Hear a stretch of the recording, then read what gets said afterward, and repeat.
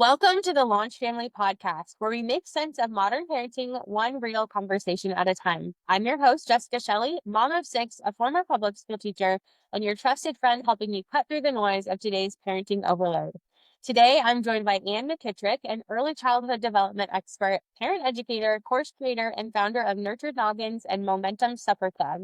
Ann brings decades of wisdom, warmth, and practical insights for parents raising young children today, from early brain development to forming meaningful mom friendships and mentoring the next generation, and helps parents tune out the pressure and lean into what really matters. Anne, welcome to the show. Thank you. So great to be with you.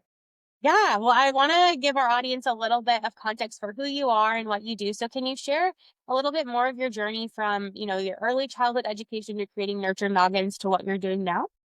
Sure. First off, I am a mom of three children. They are not children anymore. They are grown-ups and gone and have beautiful lives of their own. I had a career in early childhood education, typically mostly in higher education, working in college and university settings, training and mentoring teachers and working with student families. I also was children's pastor for a little while. And then when I was raising my kids, I was like many of you, and I would just always had some little spiel going on the side to try to make some money. And so I've always kind of had that entrepreneurial spirit. When our kids, you know, were done with college and I had a little bit more freedom, my daughter and I actually began Nurtured Noggins together. And it is a parent education website, kind of has evolved from blog to podcast to YouTube videos. So a lot of different things. We try a lot of things. And now I am working a lot with moms and um, personal growth as women and kind of setting up mentors and women together so that we can learn from each other and make the most of our relationships. Oh, I love that. What an inspiring journey. And, the whole premise of what you do now with the Momentum Summer Supper Club, excuse me, what makes that different from other mom groups and like what led you to develop that? You know, um, it started out just first of all, I really love a deep, good conversation. And so I had invited a few women over to my house. I knew that they were all kind of going through stuff in their lives, and there were four of them. And I just said, let's just have dinner once a month and don't bring anything. I'm just going to make a pot of soup and have a loaf of bread, and that's all we're going to have. So I set it up to be very simple from the beginning. But we would just come together and we would talk about deep, important things that weren't the top level conversations. We went deep.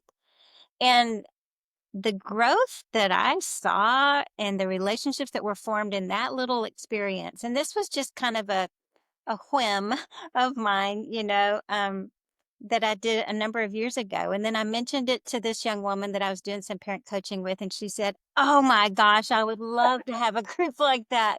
I would love it if I could do something like that." And so that's kind of where Momentum Club emerged from, was just those combinations of experiences that I was having at that moment a few years ago. Yeah, and now you're like serving moms. Like tell us what is that experience like? Well, I'm a teacher. And so I created a curriculum. And I did so after going through some deep personal work myself and becoming certified in a coaching program.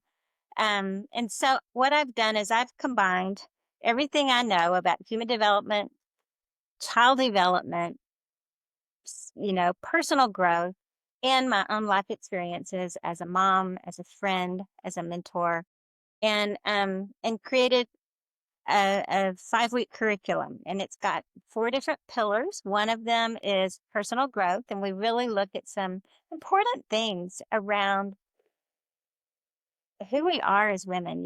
It's so easy. We can so lose sight of who we are as people when we become a parent. And rightly so. I mean, that little newborn in your arms, I held a newborn baby yesterday, and I just thought, oh my goodness, you know, the life of this child is just it's so consuming. Mhm. And you get into the ebb and flow of that and you just lose track of who you were. You forget because you're so busy. And especially a person like you have five kids, 6 kids, is it that you have? Yep. And so literally it's hard to come up for air. And Mhm. then that begins to take its toll on your soul just a little tiny bit if you don't do something to nurture yourself. And so that's where it is. Personal growth, community of people that you can hang with and talk deep with. Mhm. And then we apply all of this stuff to parenting. How can you help your children gain these same skills at an earlier age so that they don't have to be 30, 35 before they think, what is my purpose? What is my vision for my life? And so we want to help them launch well as adults when they leave your home. And then the last pillar is hospitality. It's just something that we all long for. We want to be around the table talking to people and eating a good meal. Just look at Netflix. That's what half the shows are about right now. True. And we talk about that too. We say, this is what we're doing here together. Now here's how you can go home and replicate this with members of your family, with maybe your next door neighbor or somebody. Just invite somebody over and let's do this and experience what it's like to do this with other people. And so that's what it's about. I love all of it. And I remember when you first told me about what you're working on, I was like, oh my gosh, I need this in my life too, because it is so hard to slow down and be like, yes, I need that connection. Because in a digital age, we're always like, hustle, hustle, hustle. You're taking kids to practice, you're prepping dinner on the go, whatever it could be. But really, like that intentionality and that connection and that community is something that I think is often overlooked on the importance in society these days. And so, in your opinion, why is this face-to-face connection, like what you provide through the Supper Club, so powerful now as we're in this digital age? I think it's always been really important for us to be together face to face. But we as a world collectively experienced a pretty big trauma in 2020, 2021 with the COVID experience. We had a collective grief of this thing that prevented us from being together. And it looked different for all people, but we all experienced it. And so the way that we connected, our saving grace was our devices, our phone, our FaceTime, Zoom, like Zooming, became a verb instead of a website. And so that was our best way to connect. That's how people introduced their newborn baby to their family. They had to show the newborn through FaceTime instead of letting their aunts and uncles and grandparents touch and hold that baby. And the moms and dads, they had to experience this without the support system, the network that supports. And so it was our saving grace, and then it just became so comfortable that it's really become a hard habit to break. And so what we find is that this data shows that 77% of moms would say that their best community of support is an online community. And that if you have a question about parenting, 84% of people will go online to get the answer to that question, and that's women. For men, it's more like 69%. So this is not a mom thing, this is a parent thing. And so we're relying on this impersonal thing to guide and direct and inform our lives. And so in the early childhood community, what we are seeing are children that are having some problems that they didn't used to have quite as much before, language delays. There's a lot of social emotional, you know, warning signs in preschool with children, because in those first few years, those are the COVID babies. They're the egg and the snake. They're the ones who did not get to be around people for the first 2 years of their life. Therefore, their experience, even if it was a lovely, wonderful home experience with people who loved and cared for them, they didn't get to experience all the different kind of personalities in the world. They didn't get to experience what it's like to get with other kids and have a little snag or a conflict about something. You know, they just didn't have the opportunity for some of the things that they needed in those first few years. And so I think that that's so much of it. I think that's why we need to be in person together. And I also think that that comfort level is why it's so hard, Yeah. it's hard. Yeah. Especially when things like to your point too, like there's just so much information out there that like we default to, like we've been almost conditioned through those last, 2 years of 2020, 2021 to just rely on whatever the internet can give us because we didn't Mhm. have the ability to find like physical resources. Right. For moms or parents that are looking for more connection, maybe outside of like those online groups that they're in or in their physical area, what advice would you give to moms that are, or parents that are looking to kind of start that? Where do I go? Thought a lot about this question. And I think the answer is you have to go where the people are, you know? You have to take action. You have to say, yeah, you know, I can ask ask Google what are the, 12 symptoms I have and then what's the answer. Or I can, call a friend and talk on the phone and actually have a conversation with someone. You could call, um, someone in your family who's older. Maybe we just need someone who's about 5 or 7 years ahead of us in parenting to ask her questions, right? They don't have to be like old sages. They just need to be a little bit ahead of us and say, okay, this is what's happening. What do you think? Like what can I do? Have you ever experienced something like that before? And instead of getting the whole worldwide um, Yeah. consensus on that thing, just reach out to a few people that you know and you trust and and have a human connection instead of not. Um, but yeah, I think that we have to take action. We have to make the decision. I'm going to choose to find a person to talk to. And, and if I don't know where to find that, then I'm going to figure it out. I love that. Yeah, you definitely have to take action. I think, I'll speak from my own experience for this, but it is really hard. Like during the pandemic, we moved across the country. And so we're in a brand new community where we don't have connections and we're trying to build community while everything is shut down.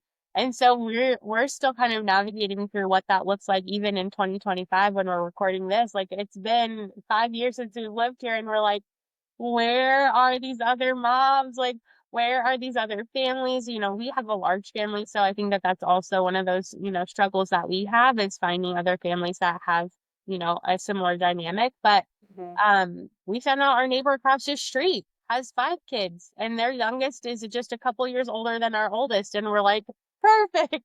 And Just so like exactly. they've been friends. And so it really is like take the first step, like open the door, go outside, go to the library. Like if you're a person of faith, go to church, start Hmm. asking questions. And I think too, like one of the things that has driven me is just like trying to provide value to others. Be like, oh yeah, if I can ever be a resource, like yeah, we homeschool our kids, so like by all means, here's my number. Feel free to call whenever, or Right. we can set up some time. Yeah. Being a resource also opens the door for them to kind of reciprocate that. Uh, Hmm. Yeah. I do this workout class at the park and then, it's also the park also has a nice walking track. And so I go to the park often in my life. yeah. And there are so many people at the park. There are just so many people there. And so just go to the park for crying out loud. Go find where the people are. Usually a splash pad is a great place to hang out in the summer. I know people talk about the germs and all that stuff. Um, and I just want to say, just go home and take a nice bath. Wash the germs off. Your kids are not going to get some disease from playing in a splash pad, most likely. Or, do whatever else there is at the park, but go find where the people are. And when you're there and your kids are playing, don't get your phone out, because when you have your phone in front of you like this, you are saying to everybody, please don't bother me. I'm busy. And so if you don't have your phone in your hand, maybe it might be that you might actually have a conversation with somebody. I love that. I love that. I think too, our listeners are across the country, potentially even outside of the US. One of the things that comes to mind too, as you say, like, if your phone is out, I think of like our life. We used to live in Portland, Oregon, which is like a very busy city. Like everyone's got somewhere to be. You don't want to be in anyone's way. We moved to Mississippi. So we are in the South again. I did my undergrad in Texas. So we're like we feel like our people are down here. Or we even get approached like when we go to the grocery store. And so a lot of that is also like culturally, like we're based on where you live. And so I think even more so in those like high octane sort of environments like Portland, LA, New York, like wherever you are, being even more intentional about, okay, I'm open to connection and what signals am I doing with my body to show that I'm open to connecting with others, Mhm. when we may not realize it as much. So, Right. And even the big cities, they have gathering places. yeah, That's where the people are. I love it. Yeah. Yeah, where the people are, right? Uh, Yeah. one of the other pillars of what you're doing now is hospitality, as you mentioned. And so one of the core messages is that hospitality doesn't have to be perfect. What does that actually look like in practice? Well, it looks like a house that is lived in. If you are inviting someone to your home and they know that you have a bunch of kids, then they're not expecting your house to be perfect. Um, Probably, they'll be quite comfortable, more comfortable in a house that's more lived in. Mm. Um, so a lived in house, tidy, but lived in, simple food. Like I said before, I told those women we're going to just have a pot of soup and a loaf of sourdough bread. That's what I'm making.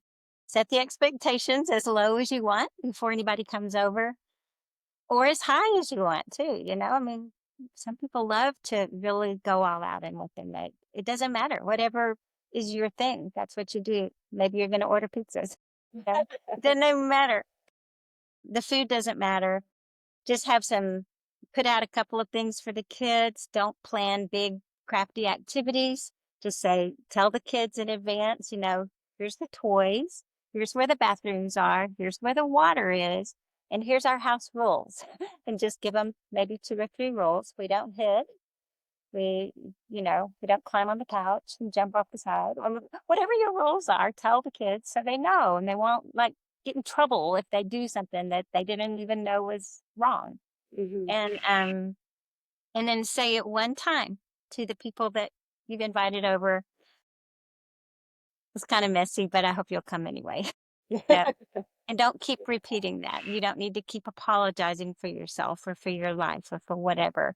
You know, Own it. This is who I am, and I would love for you to be a part of my life, and um, take it or leave it. And the ones who take it are those are your people. And the ones who get snooty about it, then maybe, they have somebody else to hang with. I love that. I love that. I think that that really plays into like this idea of like the comparison culture too. Like when we go back to the digital age, like everything looks so beautiful on Instagram, TikTok, Facebook. And it can really, I think, hold back parents from, extending the olive branch, like, oh my gosh, I have 6 kids. I don't want anyone to see like our house or what's behind the door, right? But then Yeah, at the same time, then we're rejecting some of those conversations just from the get-go from our own insecurities because we feel like we're not living up to whatever the expectation that society tells us. So, right. And there are, I mean, you are a grown-up adult with a great brain. I mean, figure out a way to make it less messy, like I was thinking, like sometimes we'll have bins of things out for kids to play with. Well, you might have a bin of Legos and a bin of blocks and a bin of other small things. Well, all the kids are going to do is dump it out. mhm. So don't have the bin of Legos out all the time. Just put it away, you know, or teach them that they can only move to the next thing until all the Legos are back in the bin. I mean, make it happen and and teach your kids to do it, you know, either that or put it away. I mean, kids do better with fewer toys that are rotated out anyways. Yeah. And so just managing the space, I think is part of that too, or not part of the answer to that feeling. Like the toy rotations have been life changing for us. We have like two cabinets and we have everything in the same color bin, but it's labeled and we're like, okay, what do you want to play with? One bin at a time, like a checkout system. And that's how we described it to the kids is like, you go to the library, you get one book. As soon as you bring it back, then you can get another book. Like we're not gonna be all crazy and y'all have to agree on what to play with because we're not getting out 6 bins of toys at the Yeah, same time. it's brilliant. Yeah. It's brilliant. Yeah, it takes off like the cognitive load, I think, too, of like feeling like there's so much going on or like that there's things all throughout the house. Um, Especially if you have multiple kiddos at home where it feels a little bit harder to manage. But Yeah. um, when one of the big things that you've also talked about, I want to kind of touch back on again, which is mentorship and like finding the families that are like 5 to 7 years ahead of where you're at. And then sharing those meals, inviting them in, sharing your stories, shared goals. What what are some ways that maybe individuals that are listening to the podcast right now could maybe seek out like mentees? Like, is there from like the mentor perspective, who else can we be impacting and supporting? That's a really great question. And, you know, I would answer it the same way. You know, like, okay, so I'm in my 60s. I can I can spend all my time with other people in their 60s, or I can go out there and be around younger people. I kind of like younger people. And so I think that's probably what has drawn me to this line of work. But um, we have to go to where you are, Mm, just like you need to go to where the mentors are, you know? A mentor is someone who's a few years ahead of you who has a skill that you would like. They do something really well that you want to learn. And that's who your mentor is. And so if your mentor is a mom who, you know, has just launched all her kids and you think her kids are amazing and that she's an amazing mom, you've watched her from a distance, then go to her and say, I would just love to have coffee with you. Is there ever a time that you're available? Would you be willing to talk with me and answer some, you know, just share yourself with me? And vice versa, I could look around and see somebody who I know who I could just say, "Hey, you want to go get coffee?" And and it's just an invitation, you know. Um, I have a friend, his name is Alan, and he used to say, never underestimate the power of the ask. We are all waiting to be asked, whether you're my age or your age or, you know, 10. We all want to be asked.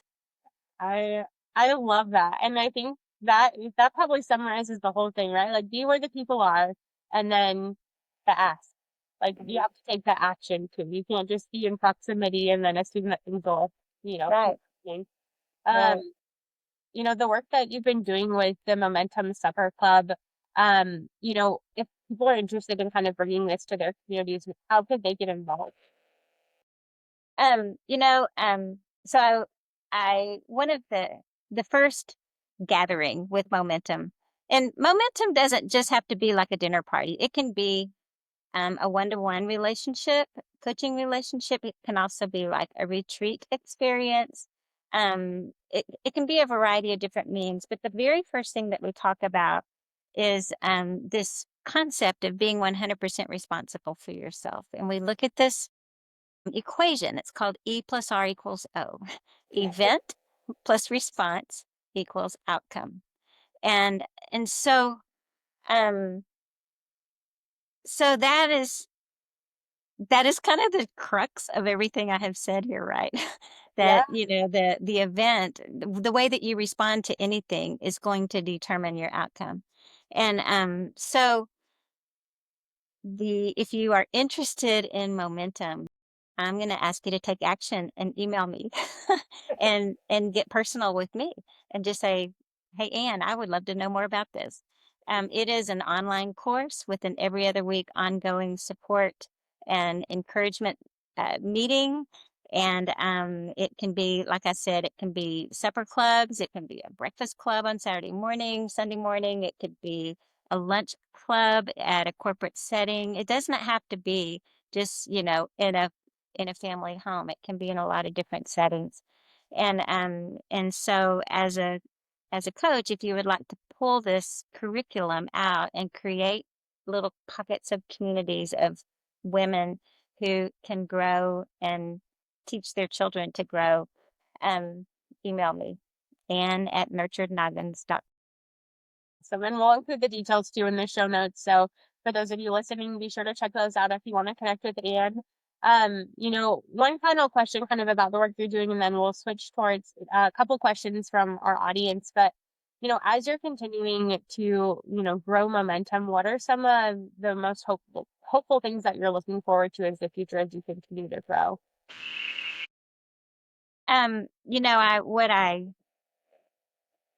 What I really hope is to close the gap between women.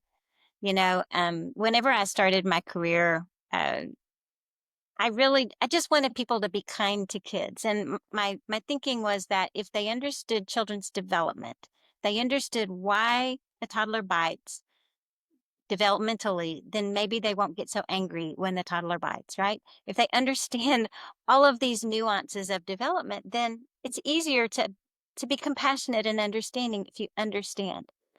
Well, we need to take this all the way to adult development, parent stages of parenting. All of us, we are all continually developing.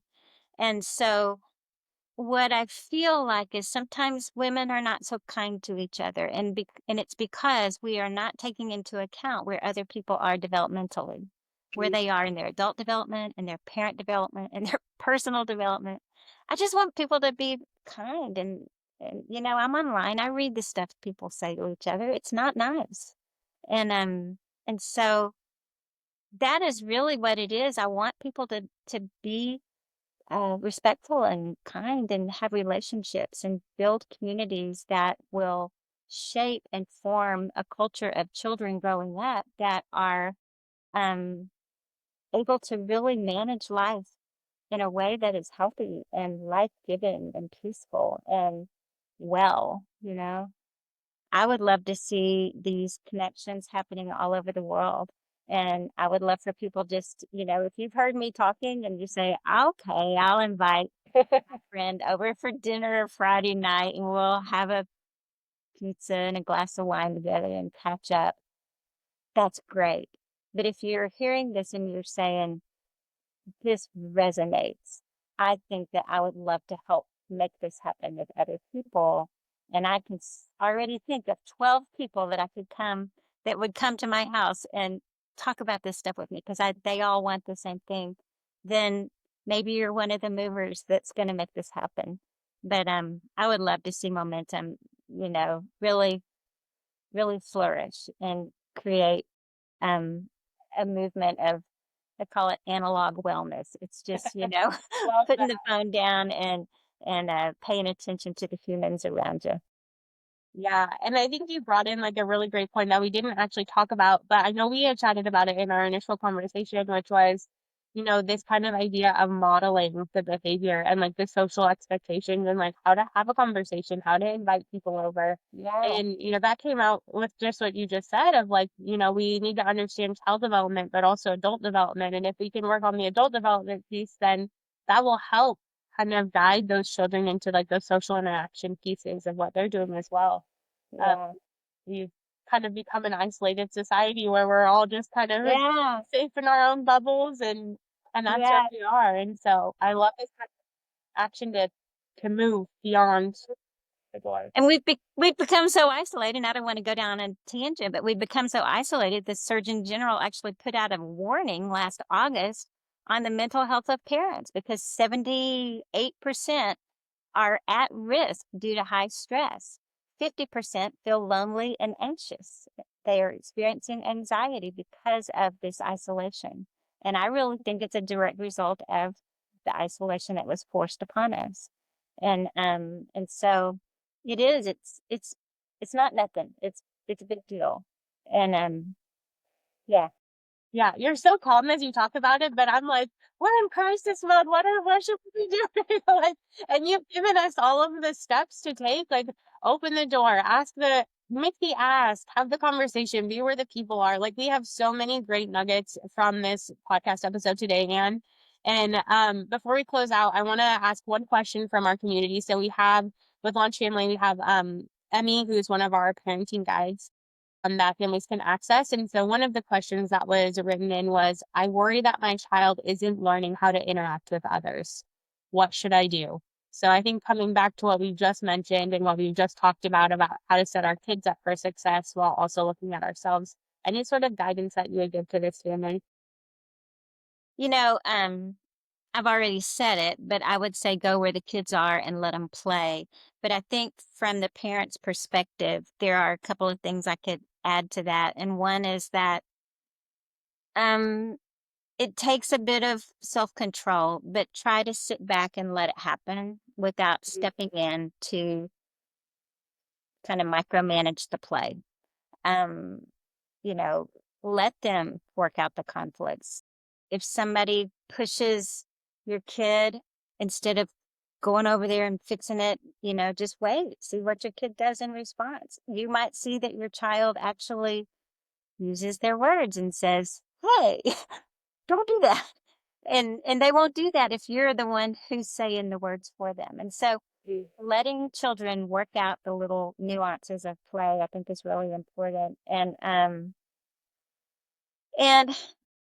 you know, go to the places where there are things happening for children. Go to the movie night at the community center where they're showing the kid movies, or go to a church. If you're a person of faith, go find a church that's got a good children's program, or at least has young families that you can connect with. Go to the neighborhood swimming pool instead of the pool in your backyard. Go where the kids are. Set up a sprinkler in your front yard, not your backyard, and invite the neighbors to come play too. Set up your lawn chairs in the driveway instead of the back porch. Just those small little choices will put you out there where people are, and allow your child to observe the world in a new way. And that's how they do it. That's how they build their social skills. They need to not only learn from children, they also need to learn from other grown-ups besides their parents. We all have our own certain way of doing things, but when you get around other parents, we're like, they said it like that, or whatever. And so your child needs to figure this out. And this is a whole nother stage of parenting where, you have to interpret other people, but that's a part of it. And so, yeah, just getting out there beyond your house. Yes, yes. I think like that is like the lasting sort of thought too for this whole episode is like open the door, go outside, look outside, put the phones down. The comfort that we've felt and how that's kind of transpired too over the last few years when we're not living in this, COVID era pandemic right now. Like we have the opportunity to go outside, talk to people. Mhm. The restrictions that we've had are no longer in place. Be free. Be free. Experience it all. Connect with Anne too if you're, interested Please in the work do. that she's doing, and we'll make sure that we get that info over to you listeners as well. And I just genuinely want to thank you for sharing so much of your heart and wisdom and mission with us today. Whether it's through nurturing a baby or mentoring a mother, you've reminded us that connection is key and it doesn't have to be complicated. It really is just a simple ask or an open door. Be where the people are, the kids are. For our listeners, if you've enjoyed this episode, be sure to subscribe, leave a review, and check the show notes for links to Anne's work, including Momentum and Nurture Noggins. Until next time, remember, parenting was never meant to be done alone, and now it doesn't have to be.